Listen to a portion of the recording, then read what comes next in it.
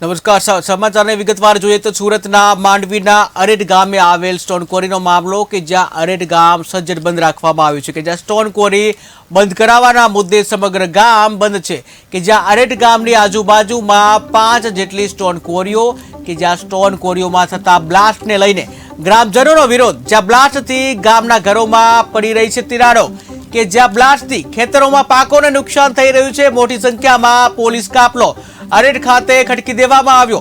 અરેડ ગામ પોલીસ છાવણીમાં ફેરવાયું, જ્યાં પોલીસ અને ગ્રામજનો વચ્ચે ભારે ચકમક કે જ્યાં ગ્રામજનોએ રેલી કાઢી અને ક્વોરી બંધ કરાવવા વિરોધ નોંધાવ્યો છે। પોલીસ દ્વારા ગ્રામજનોને ક્વોરી પર જતા અટકાવ્યા। ગ્રામજનો અને પોલીસ વચ્ચે ઉગ્ર બોલાચાલી થતા વાતાવરણ તંગ બન્યું છે, જ્યાં પોલીસ અને ઉચ્ચ અધિકારીઓનો કાફલો ઘટના સ્થળે ખડકી દેવામાં આવ્યો છે। તો સ્ટોન ક્વોરીનો મુદ્દો જે છે વધુ વિકટ થયો કે જ્યાં અરેડ ગામ જે છે એને સજ્જડ બંધ રાખવામાં આવ્યું છે કે સુરતના માંડવીનું અરેડ ગામ છે કે જ્યાં સ્ટોન ક્વોરીનો મામલો જે છે ઉગ્ર બન્યો છે। અરેડ ગામ સજ્જડ બંધ રાખવામાં આવ્યું છે કે જ્યાં સ્ટોન ક્વોરી જે છે સ્ટોન ક્વોરી બંધ કરાવવાના મુદ્દે સમગ્ર ગામ છે બંધ રાખવામાં આવ્યું છે। જ્યાં અરેડ ગામની આજુબાજુમાં 5 જેટલી સ્ટોન ક્વોરીઓ ચાલે છે। તો સ્ટોન ક્વોરીઓમાં થતા બ્લાસ્ટને લઈને ગ્રામજનોએ વિરોધ નોંધાવ્યો છે, જ્યાં બ્લાસ્ટથી ગામના ઘરોમાં તિરાડો પડે છે, નુકસાન થઈ રહ્યું છે।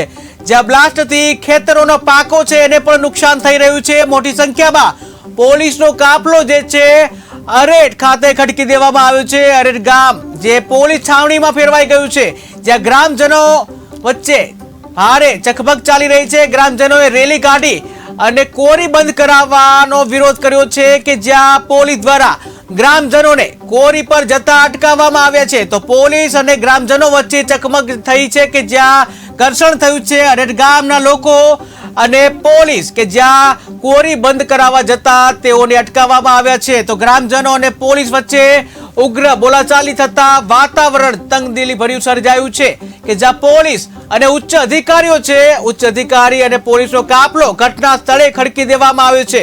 તો ક્વોરી બંધ કરાવવા મુદ્દે ગ્રામજનોએ વિરોધ નોંધાવ્યો છે કે જ્યાં પોલીસ અને ગ્રામજનો વચ્ચે ઘર્ષણ થયું જોવા મળે છે। સુરતની ઘટના કે જ્યાં સુરતનું જે માંડવી છે, સુરતના માંડવીનું અરેડ ગામ કે જ્યાં છેલ્લા ઘણા ટાઈમથી જે ક્વોરી જે અરેડ ગામ જે છે કે જ્યાં ક્વોરીને લઈ અને સ્ટોન ક્વોરીનો મામલો ઘણા સમયથી ચાલી રહ્યો છે, જ્યાં અરેડ ગામ સજ્જડ બંધ રાખવામાં આવ્યું છે। આજે આખરે ગ્રામજનો પરેશાન થઈ આખરે આ ક્વોરી જે છે બંધ કરાવવા માટે વિરોધ પ્રદર્શન નોંધાવ્યું કે જે આખું ગામને અરેડ ગામ જે છે એને બંધ કરાવવામાં આવ્યું। આખું ગામ આજે બંધ છે, જ્યાં સ્ટોન ક્વોરી બંધ કરાવવાના મુદ્દે સમગ્ર ગામને બંધ રાખવામાં આવ્યું છે। ત્યારે અરેડ ગામની આજુબાજુના 5 જેટલી સ્ટોન ક્વોરીઓ ચાલી રહી છે અને આ 5 સ્ટોન ક્વોરીઓના લીધે ક્યાંક જે પાકોમાં નુકસાન થઈ રહ્યું છે તો ક્યાંક ઘરોમાં દુકાનોમાં તિરાડો પડી રહી છે।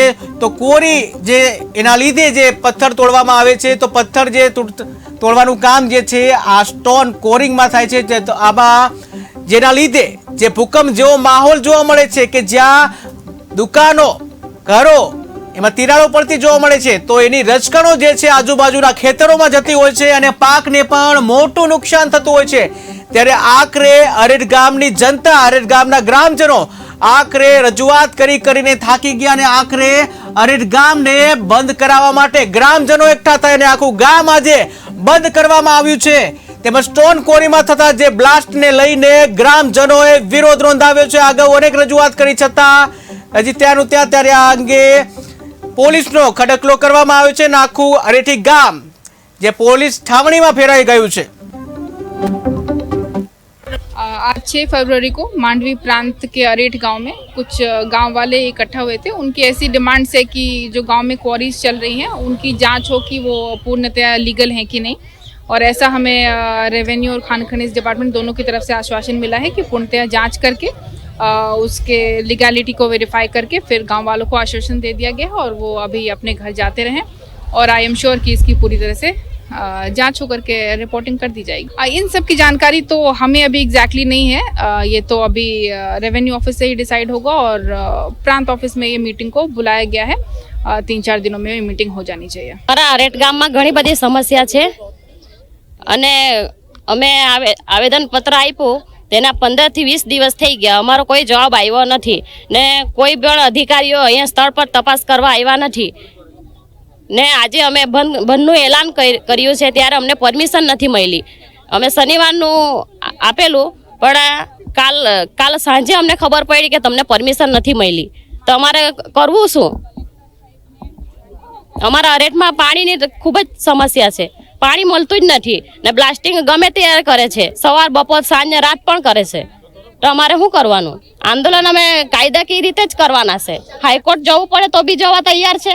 અમે જે કરવું હોય તે અમે કરવા તૈયાર છે, પણ અમે આ કોરી ફરજિયાતપણે બંધ થવી જોઈએ. અમે ચૂંટણીનો પણ બહિષ્કાર કરવા તૈયાર છે. કોઈ બી ચૂંટણી આવે અમે બહિષ્કાર કરવા તૈયાર છે.